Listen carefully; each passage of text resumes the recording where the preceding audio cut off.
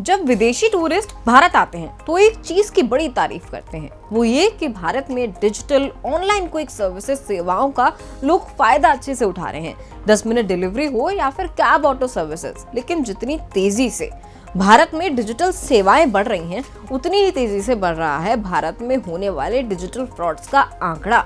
अगर आपको लगता है कि साइबर क्राइम का खतरा सिर्फ बैंकिंग या यूपीआई ट्रांजैक्शंस तक सीमित है, तो ये वीडियो आपकी चिंता बढ़ा सकता है। भारत में डिजिटल फ्रॉड का खतरा दुनिया के बाकी देशों के मुकाबले 2 गुना है।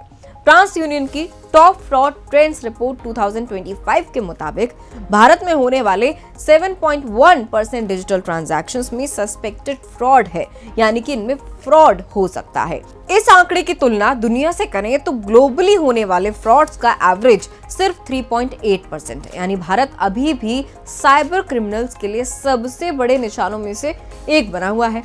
इस रिपोर्ट के मुताबिक सबसे ज्यादा खतरा लॉजिस्टिक्स सेक्टर में देखा गया।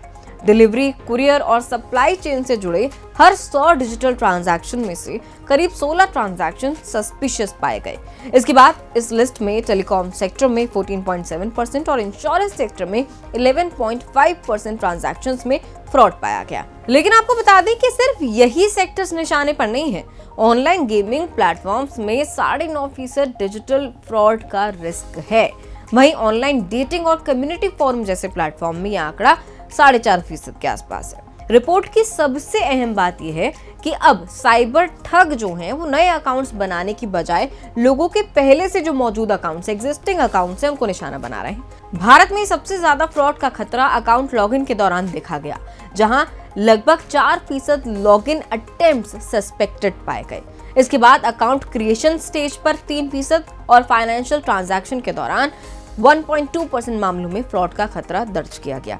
इसका मतलब साफ है कि साइबर क्रिमिनल्स चोरी हुए पासवर्ड, डेटा लीक से मिली इंफॉर्मेशन और फेक ओटीपी का इस्तेमाल करके लोगों के अकाउंट्स तक पहुंचने की कोशिश कर रहे हैं। एक बार अकाउंट पर एक्सेस मिलने के बाद क्रिमिनल्स बैंकिंग, शॉपिंग, इंश्योरेंस और दूसरी सेवाओं का भी गलत इस्तेमाल कर सकते हैं, जो कि आपके फोन में मौजूद हैं। ऐसे में सिर्फ कंपनियों को ही नहीं, आम लोगों को भी, यानी कि आपको भी सतर्क रहने की जरूरत है। आप कर क्या सकते हैं? अपने डिजिटल एप्स और लॉगिन्स का एक स्ट्रॉन्ग पासवर्ड बनाएं। 2 फैक्टर ऑथेंटिकेशन यानी 2FA का इस्तेमाल करें। किसी के साथ अपना OTP शेयर ना करें और अनजान लिंक्स पर क्लिक बिल्कुल भी ना करें। डिजिटल फ्रॉड के मुद्दे में भारत का लिस्ट में इतना टॉप पर होना, इस पर आप क्या राय रखते हैं? कमेंट करके जरूर बताइएगा।